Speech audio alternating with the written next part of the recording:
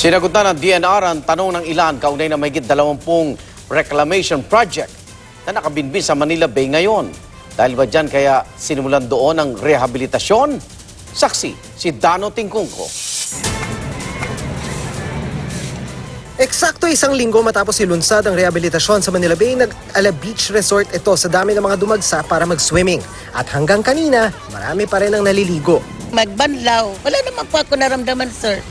Oo, hindi naman makati ang dagat. Okay lang yun, may tinding kami. Pero may mga basura pa rin. Okay lang yun, maliligo rin naman kami pag-uwi eh. Sabi ng Department of Health, todo man ang paglilinis ngayon sa Manila Bay, hindi pa rin ito pwedeng languyan.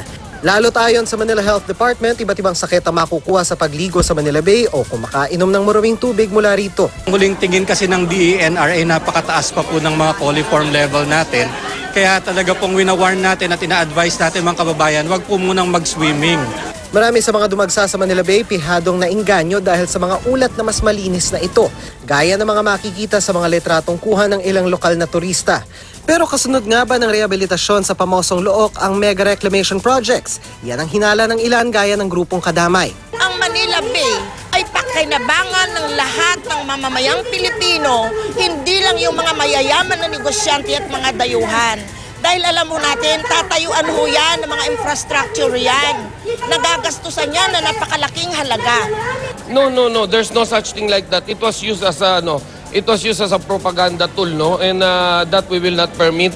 Sa ngayon, may 24 na nakabinbing reclamation projects sa Manila Bay. Ang Manila City Hall at Waterfront Manila Premier Development Corporation ni William Gatchalian nagkasundo na para sa isa sa mga reclamation project. Kung matutuloy, magiging malaking isla ito sa Manila Bay na matatawid sa pamamagitan ng tulay. Kasama ito sa urban development. So kung matutuloy po yung proyekto na reclamation, kinakalkula ho namin na sa income pa lang ng real property taxes, madadagdagan ng lungsod ng Maynila ng 14 billion pesos. Ang proyektong 318 hectares ang lawak, may environmental compliance certificate na mula sa DENR. Ikakasa ang reclamation sa pagitan ng Manila Yacht Club at US Embassy. Diyan na lang ngayon matatanaw ang pamosong Manila Bay sunset mula sa Rojas Boulevard. The sunset will still be there but can be viewed from a different vantage point. Pero sabi ng Philippine Reclamation Authority, hanggat walang DENR area clearance at NEDA approval ang proyekto, hindi mabibigyan ito ng notice to proceed. Di tulad niyan, malapit-lapit nang mabigyan ng notice to proceed ang 3 pang reclamation projects na hinihintay lang makakumpleto ng ilang mga dokumento. Ang 650-hectare reclamation project ng Navotas City, 148 hectares sa Manila City at ang 360-hectare project ng Pasay at SM Prime Holdings. Batid ng DENR ang posibleng negatibong epekto sa kalikasan ng reclamation, pero giit nito, If you will talk about Manila Bay rehabilitation, of course, hindi siya maganda.